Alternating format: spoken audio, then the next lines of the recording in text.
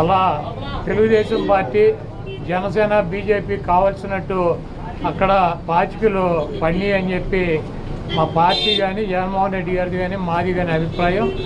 అదేవిధంగా రేపు రాబోయే రోజుల్లో ఈ 6 నెలలు కూడా కొంత టైం ఇచ్చి చూద్దాము. ఆ తర్వాత చంద్రబాబు నాయుడు చెప్పినటువంటి దొంగ హామీలని ఎట్టి పరిస్థితుల్లోనూ నెరవేర్చలేడు. ఎందుకంటే ఇవాళ చూసాం సూపర్ 6 అని పెట్టాడు. ఆ సూపర్ 6లో 18 సంవత్సరాలు దాటినటువంటి ప్రతి మహిళకి 1500 పెన్షన్ ఇస్తా అన్నాడు. రేపు 1వ తారీఖు ఇస్తున్నాడా? దాని గురించి మాట్లాడట్లా. 3 గ్యాస్ సిలిండర్లు ఇస్తా అని చెప్పాడు.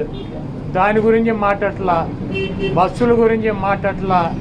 అదేవిధంగా బీసీ కానీ ఎస్సీ కానీ ఎస్టీ కానీ వర్గాలకి 50 సంవత్సరాలు దాటిన వాళ్ళకి పెన్షన్ ఇస్తానని చెప్పాడు సూపర్ 6లో. దాని గురించి మాట్లాడట్లా. అది ఎప్పుడు ఇస్తాడో చెప్పట్లా. అదేవిధంగా ఇంకోటి 20 లక్షల మందికి నిరుద్యోగులకి ఉద్యోగాలు ఇప్పిస్తాను.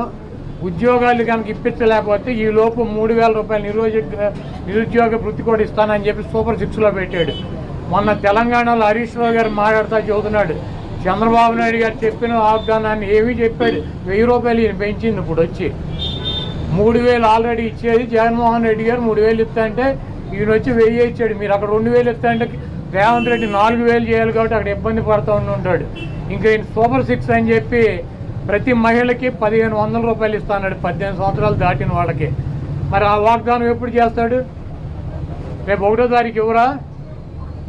కాబట్టి తెలుగుదేశం పార్టీ ఆయన ఇచ్చినటువంటి వాగ్దానాలను చంద్రబాబు నాయుడు చేసినటువంటి వాగ్దానాలని పక్కదారి పట్టించడానికి ఊరికినే నిన్నేమో పోలవరం వెళ్ళి వచ్చాడు సోమవారం, మళ్ళీ గురువారం ఏమో అమరావతి వెళ్ళి వచ్చి అక్కడ అన్నీ తిరిగి ఈయన కాలక్షేపం కబుర్లు కాలక్షేపం మాటలు ఊరికినే ఆయన వెళ్ళి అటు ఇటు తిరిగి రావడం తప్పించి ఎప్పుడు నువ్వు సూపర్ 6 అమలు చేస్తున్నావు స్పష్టంగా చెప్పాలని చెప్పి మేము డిమాండ్ చేస్తున్నాం. హోమ్ మినిస్టర్ ఫస్ట్ టార్గెట్ కొడాలని అని కూడా చెప్తున్నారు. ఇప్పుడు ఇది ప్రజాస్వామ్య దేశం. ఎవరిని టార్గెట్ చేసుకున్నప్పుడు నేను పోయినంత మాత్రాన నన్ను టార్గెట్ చేస్తే వైఎస్ఆర్ కాంగ్రెస్ పార్టీ ఏం ఆగదు. జగన్మోహన్ రెడ్డి గారు ఇంటికి కూడా వీళ్ళు ఏం పీకలేరు. నన్ను కాదు జగన్మోహన్ రెడ్డి గారిని టార్గెట్ చేస్తారు. ఇక్కడ మీరున్న సెక్యూరిటీ అంతా తీసేసి గన్మెన్లను తీసేసి ఇంకా 15 రోజులు ఎలక్షన్ జరగలేదు, కమిటీ సిఫార్సులు రాలేదు, ఇక్కడ మొత్తం అంతా కూడా సెక్యూరిటీ తీసేశారు కదా.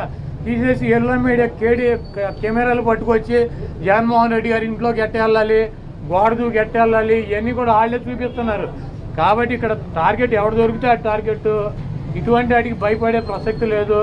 ఎవడెవడికి టార్గెట్ ఎవడెవడి చేతులు ఏం రాసి ఉందో అవన్నీ పైన ఉన్నటువంటి భగవంతుడు నిర్ణయిస్తాడు. ఎవరి టార్గెట్లు ఎవరికి ఏమవుతుందో చూద్దాం రాబోయే రోజుల్లో. అదేవిధంగా ఋషికొండలో కట్టినటువంటి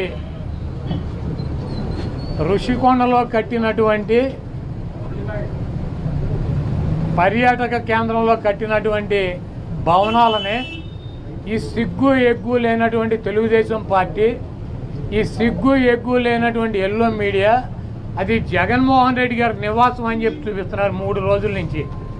వెళ్ళి జగన్మోహన్ రెడ్డి గారు అక్కడ నివాసం ఉన్నాడా? జగన్మోహన్ రెడ్డి గారు 2014 నుంచి 19 దాకా ప్రతిపక్ష నాయకుడిగా ఉన్నాడు. ఆయన కార్యాలయం లోటస్ పాండ్, ఇల్లు లోటస్ పాండ్. ఆయన లోటస్ పాండ్ హైదరాబాద్ నుంచే ప్రతిపక్ష నాయకుడికి ఉన్న 5 సంవత్సరాలు నడిపాడు. ముఖ్యమంత్రి అయిన తర్వాత 5 సంవత్సరాలు ఈ తాడేపల్లిలో ఉన్నటువంటి ఇల్లు క్యాంప్ ఆఫీస్ ఇక్కడి నుంచే నడిపాడు ఆయన కార్యాలయాన్ని కానీ ఇంటిని కానీ. జగన్మోహన్ రెడ్డి గారి రక్తంలో లేదు. ప్రభుత్వం కట్టించినటువంటి ఇళ్లలో ఉండటం కానీ ప్రభుత్వం కట్టించినటువంటి గెస్ట్ హౌస్లో ఉండేటువంటి కర్మ జగన్మోహన్ రెడ్డి గారికి పట్టల.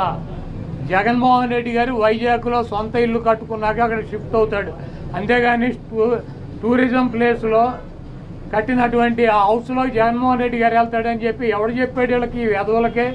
అది జగన్మోహన్ రెడ్డి గారి కోసం కట్టించుకున్నటువంటి ఇల్లు అని చెప్పి రకరకాలైనటువంటి కథనాలు రాస్తున్నారు. అది ఒక అంతర్జాతీయ రాజధానిగా తీర్చిదిద్దాలన్నదే వైఎస్ఆర్ కాంగ్రెస్ పార్టీ లక్ష్యం. దాన్ని రాజధాని చేయాలన్నదే ఆ రోజు నిర్ణయించుకున్నాం. కాబట్టి అక్కడ ఇంటర్నేషనల్ సెమినార్లు జరుగుతున్నాయి.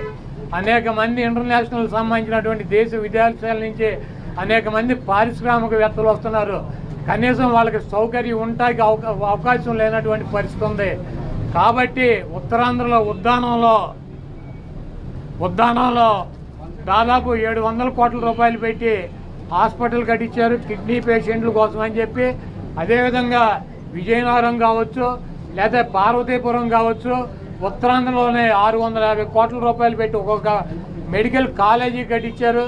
అదేవిధంగా టూరిజం ప్లేసులు అంతర్జాతీయ సంస్థలు కానీ వ్యక్తులు కానీ వచ్చినప్పుడు అక్కడ ఒక విధిది ఉండాలని చెప్పి ఒక మంచి భవనాన్ని నిర్మిస్తే 7 బిల్డింగులు అయ్యి, ఒక బిల్డింగ్ కాదు 7 బిల్డింగుల్లో జగన్మోహన్ రెడ్డి గారు ఉండరు, 7 బిల్డింగులు కట్టారు.